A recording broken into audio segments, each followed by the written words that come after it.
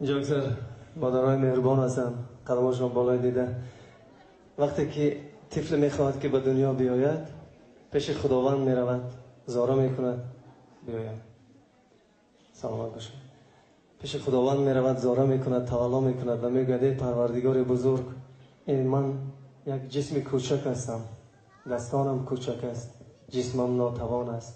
وقتی که مرا میآفری، که مرا نگاه بین میکند، که مرا میخوراند، میپوشاند، بیا بهترش من تولید نشوم.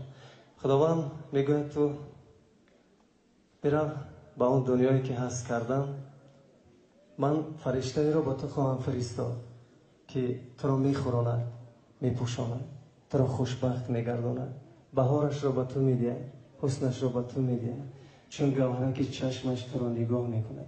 و خداوند به زمین مادر را فرستاد. برای مادرها یک ترانه زیبا برای شما شامل.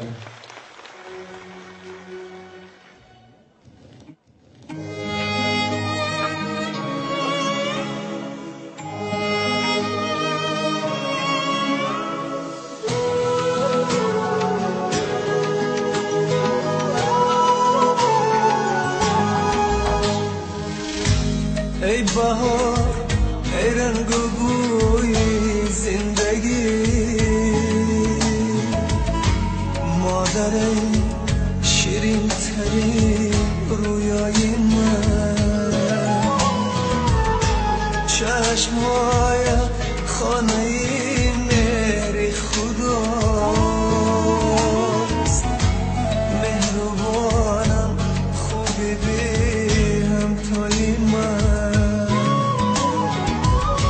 چشمهای خانه مهر خداست، مهربانم خوبی بی همتای من، خوبی خوبم مادری من، نازنینم مادری من، از تمامی بهترین ها بهترینم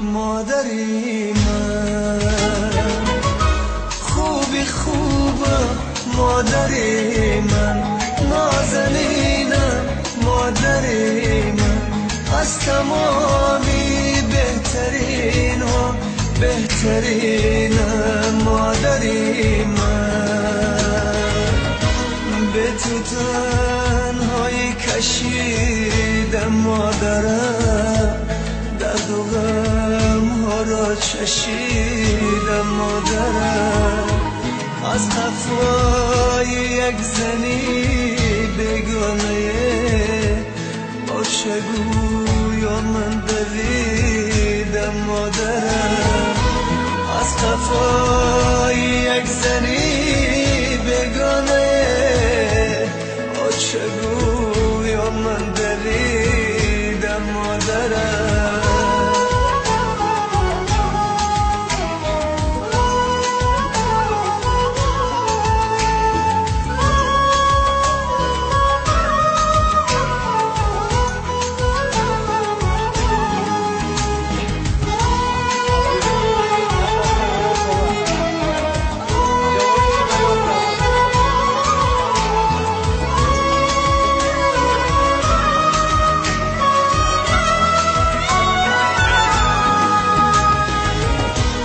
ای ندیده شادی های زندگی، سوختی عمر برای زندگی، بحری بختی ده عزیزت مادرم، سر نهاده پیشی پای زندگی، بحری بختی ده عزیزت مادرم، سر نهاده پیشی پای زندگی، خوبی خوبم مادری من، نازنینم مادری من، از تمامی بهترین ها بهترینم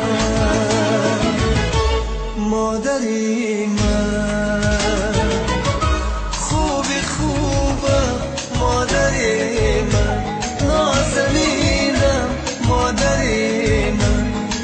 تمامی بهترین و بهترین مادری